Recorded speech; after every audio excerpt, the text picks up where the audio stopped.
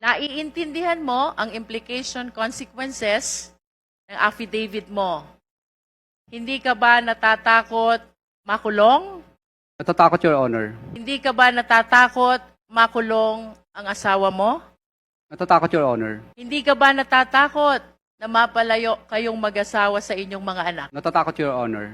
Then why? Kaya po Why nam- did you execute this affidavit? Your Honor, mas natatakot po kasi kami sa buhay namin ngayon dahil kinukuyog na po kami ng taong bayan. Kaya po, nag-execute po kami ng affidavit na ito dahil 120 million Filipinos po ang parang gusto kaming patayin at kami na rin po ang pinag-uusapan sa mga misa ng simbahan. Yung mga kamag-anak ko na gusto na nilang magsalita sapagkat po lumalabas na parang ang sama-sama po namin. Parang gusto kaming patayin ng buong 120 million na Pilipino. Kaya ngayon po, naisip po ng misis ko at ako po na mas mabuti pong yung mga pinangalanan na lang po namin dito ang maging kaaway namin at yun na lang po, alam namin po na ito lang po ang papatay sa amin, itong mga taong ito. Hindi po yung 120 Pilipino na gusto kaming katayin.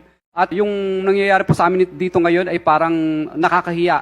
Para kaming magnanakaw, samantalang hindi naman po kami nagnakaw. Napilitan lang po kaming gawin ang bagay na ito sapagkat mutual terminate nila ang mga project namin. Hindi kami pinasisingil. Road ride of way ang nangyayari po. Kaya po kami po ay isinigaw na lang po namin ito kasi namili po kami mag-asawa.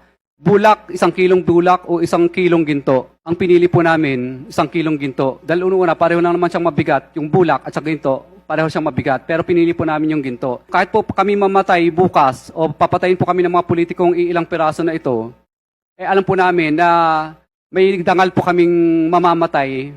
Kaysa naman patayin po kami ng buong Pilipino sa Pilipinas, na kahit saan po kami magpunta sa dulo ng Mindanao, Luzon at Visayas, ay parang kaaway po namin lahat ng mga Pilipino. Samantala ngayon po, natatakot po kami sa buhay namin. Alam namin kung sino lang ang kaaway namin. Yung mga pinangalanan po namin dito, ito na lang po ang alam namin kaaway. Hindi po 120 million Pilipino po ang kaaway namin. Kaya sana po, pagbigyan niyo po sana kami kasi yung iba pong mga gusto pa pong mag-witness ng mga contractor, kung ako po ay inyong parurusahan po sa ginawa kong ito at ako po ay papagalitan po ninyo, wala na pong iba pang sisigaw ng mga contractor sa buong Pilipinas. Dahil una matatakot na sila kung ano po ang mangyayari sa akin. Kasi ang mangyayari po, parang nagbibigay po tayo ng hudyat sa iba't ibang pang mga contractor na, hoy, tinaw nyo, ang nangyayari kay Curly at saka kay Sarah, tutulad ba kayo dyan para mag-star witness?